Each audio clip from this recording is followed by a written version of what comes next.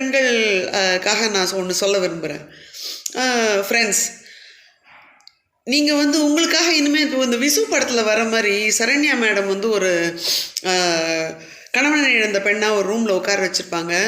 அவங்கள யாருமே கண்டுக்க மாட்டாங்க. இவர் போய் வந்து அப்புறம் எல்லா ஃபேமிலி மெம்பர்ஸ்கிட்டையும் ஆர்கியூ பண்ணி ஒருத்தர் வந்து ஒரு ஃபேன் கொண்டு வந்து கொடுப்பாங்க, ஒருத்தர் வந்து ஒரு தலகாணி அண்டு பெட்டு கொண்டு வந்து கொடுப்பாங்க. அதாவது அந்த அளவுக்கு ட்ரீட் பண்ணியிருந்த ஒரு ஆளை வந்து இவர் கடைசியில் ரீமேரேஜ் பண்ணி வைக்கிற மாதிரியும் அதில் இருக்கும். இனிமேல் அந்த மாதிரி ஒரு விசு உங்கள் வாழ்க்கையில் வருவாருன்னு நினைக்காதீங்க. விசு வர வேண்டிய அவசியமே இல்லை.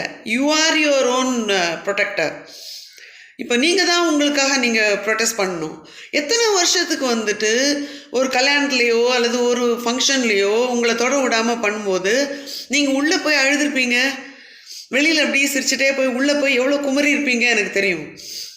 தேவையில்லை அது. இனிமேல் தென் அண்ட் தேர் ப்ரொடெஸ்ட் பண்ணுங்கள். ஐபிசி 509 பிரகாரம் ஒரு பொண்ணோட மாடஸ்டியை இன்சல்ட் பண்ணுறவங்க 3 years பனிஷ்மெண்ட் கொடுக்கலாம், போய் எஃப்ஐஆர் ஃபைல் பண்ணலாம். அவங்க அதை எடுத்துப்பாங்களா இல்லையான்றது வேறு விஷயம். But it is there. ஒரு பொண்ணோட மாடஸ்டியை இன்ஜுரி, அது இன்ஜுரிங்கிறது வந்து ஃபிசிக்கல் இன்ஜுரி மட்டும் கிடையாது, மென்டல் இன்ஜுரி கூட இன்ஜுரி தான். ஸோ இது பனிஷபிள். இது வந்து உங்களுக்காக எழுந்து நிற்க வேண்டிய காலம் இது. யாராவது வந்து இன்சல்ட் பண்ணாங்கன்னா then and there protest and say that you will B